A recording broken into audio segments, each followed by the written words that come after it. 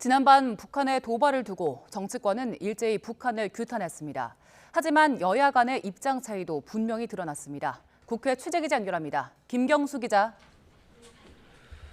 네, 국회입니다.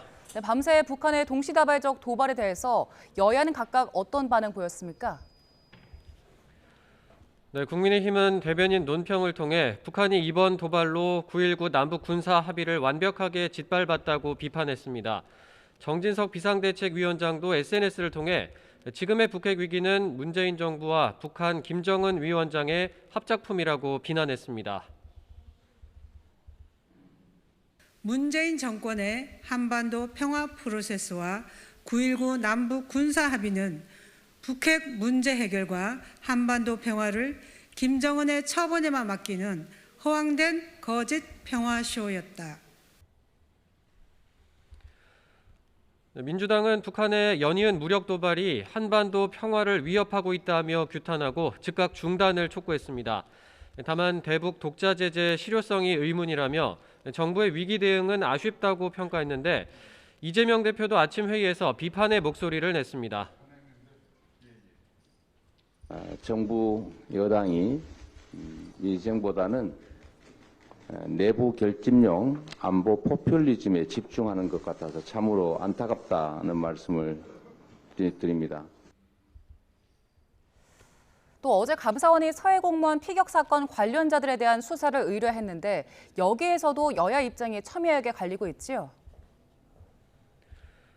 네, 당시 정부의 사건 대응이 부실했고 조직적인 은폐, 왜곡 정황까지 있었다는 게 감사원의 판단인데요. 민주당은 이미 검찰 수사 중인 사안을 감사원이 기습적으로 수사 의뢰했다며 정치적인 쇼에 불과하다고 선을 그었습니다. 정권의 무능을 감추기 위한 파렴치한 정치 감사를 즉각 중단하기 바랍니다. 민주당은 윤석열 정권의 비열한 정치 탄압을 강력히 규탄하며 법에서 주어진 모든 대응 방안을 강구하겠다는 말씀을 드립니다. 민주당 정치탄압대책위원회도 기자회견을 열고 감사원 중간 감사 결과 발표는 근거가 부족하고 절차도 어겼다며 고발 조치와 함께 국정조사를 추진하겠다고 밝혔습니다. 또 당시 월북 판단이 합리적이었다는 근거가 있다며 2020년 9월 24일 국방위원회 비공개 회의록을 공개하자고 제안하기도 했습니다. 반면 국민의힘은 서해 공무원 피격 사건의 실체적 진실이 드러났다며 감사원에 힘을 실었습니다. 자진 월북이라는 결론에 맞추기 위해 당시 청와대와 정부가 조작한 사건이었다며 법 앞에 만인이 평등하다는 정의가 곧 보일 거라는 입장을 밝혔습니다. 네, 오늘 국회 국정감사 소식도 전해주시죠. 네, 오는 24일까지인 국회 국정감사가 이제 반환점을 돌았습니다. 오늘은 국토교통위와 정무위원회 등 모두 12개 상임위에서 국정감사가 진행됩니다. 특히 국토위의 경기도 국정감사는 지난해에 이어 올해도 사실상 이재명 국감이 될 거란 전망이 나왔었는데요.